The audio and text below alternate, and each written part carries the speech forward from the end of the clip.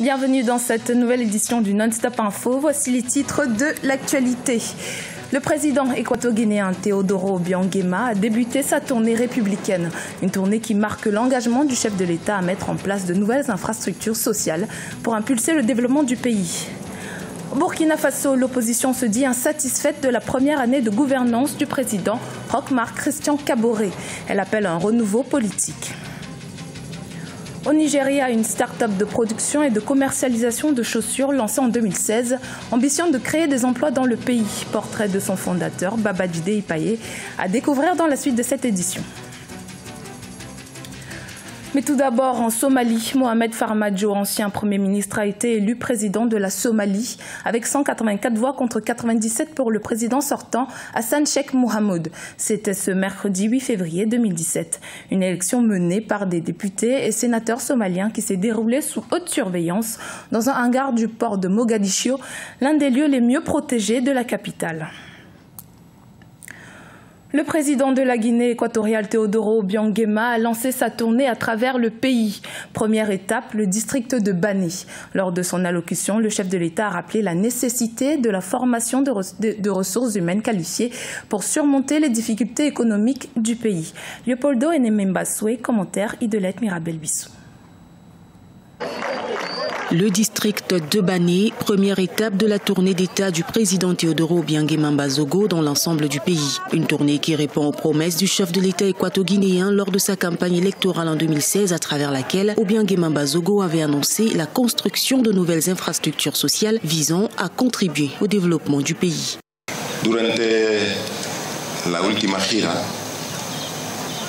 Au cours de la dernière tournée, nous avions promis la transformation de certains villages qui ont passé plusieurs décennies sans amélioration.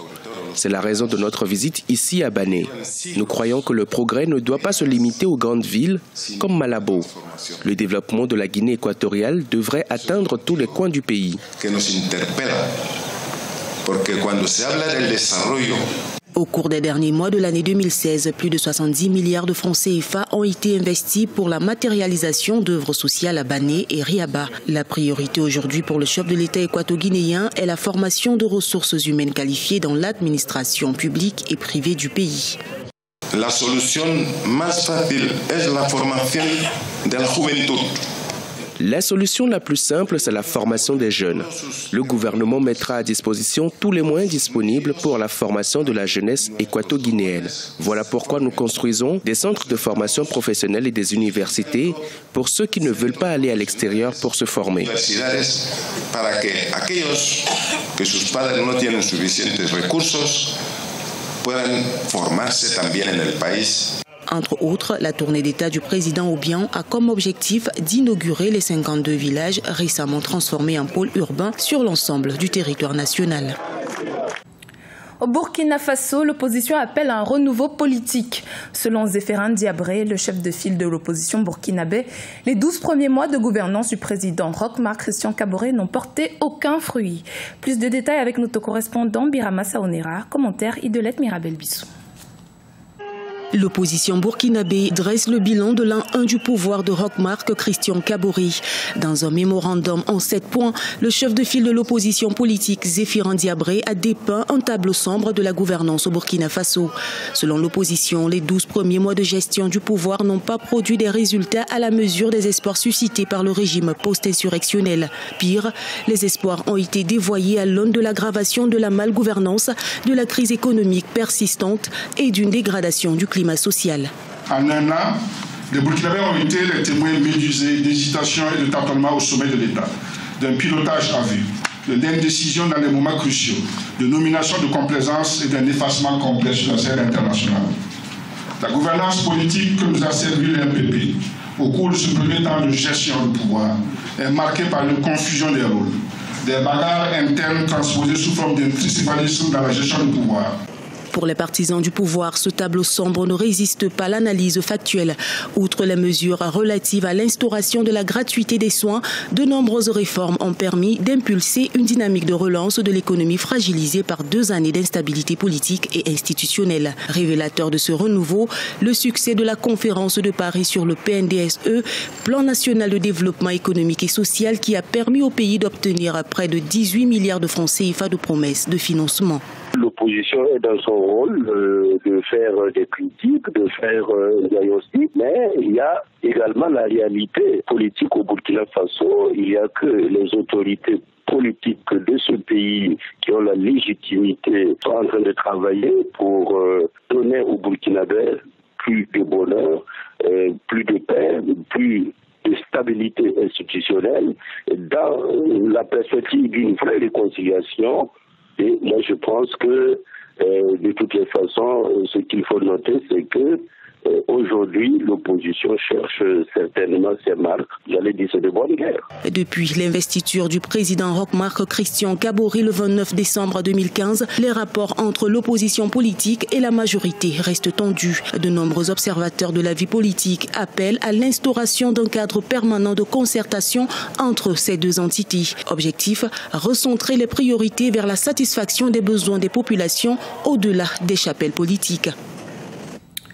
En Tunisie, le Front populaire a organisé une marche à l'avenue Habib Bourguiba dans la capitale Tunis ce mercredi 8 février.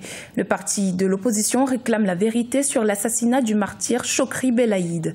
Une marche qui clôturait également les différentes manifestations marquant la commémoration du 4e anniversaire de l'assassinat du fondateur et ancien secrétaire général du Parti des Patriotes démocrates unifiés.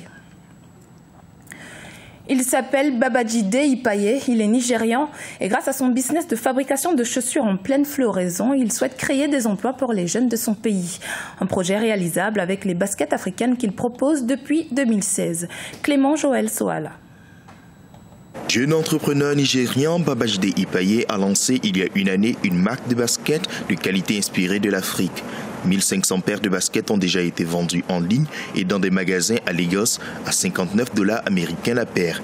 Babajide Ipaye a pour objectif de multiplier par 10 ce chiffre cette année sur un marché nigérian qui représente pour lui un fort potentiel. Conscient des réalités africaines et du fort taux de chômage de son pays, le nouvel entrepreneur souhaite délocaliser sa fabrique de chaussures, actuellement basée aux Pays-Bas, sur le sol nigérian afin de créer de nouveaux emplois. Pour atteindre cet objectif, Ipaye doit d'abord convaincre les investisseurs. The goal is very simple. We want to sell at least 15,000 pairs of shoes. L'objectif est très simple. Nous voulons vendre au moins 15 000 paires de chaussures, ce qui signifie que si nous installons l'usine au Nigeria, nous avons un marché prêt parce que le défi est majeur. Nous ne pouvons pas mettre en place une entreprise de fabrication et ne pas avoir un canal pour promouvoir le produit. Nous devons obtenir les volumes pour les 12 prochains mois. Les chaussures Kicks, de leur côté, s'arrachent petit à petit dans les magasins de Lagos. Commercialisée depuis 2016, la marque propose déjà 5 modèles sur les 7 de sa collection actuelle. Confort et qualité sont au rendez-vous pour une marque africaine. Nous avons commencé à vendre des chaussures Kicks en juillet 2016 et jusqu'à présent, nous nous en sortons très bien.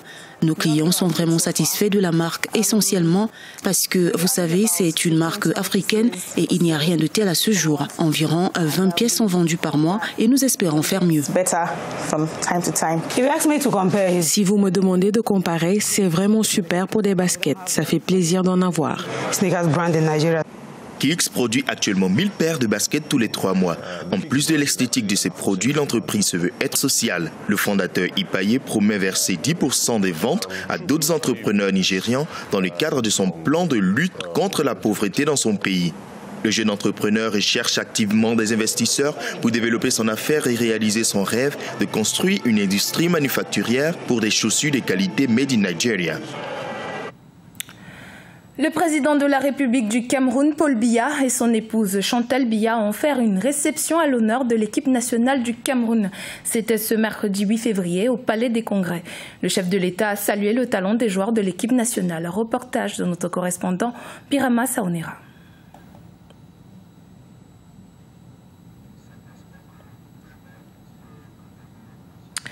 Comme vous venez de constater, on a un petit problème technique. Donc on vous passera le reportage dans l'édition prochaine. Alors, ce journal a été réalisé par l'ensemble de la rédaction.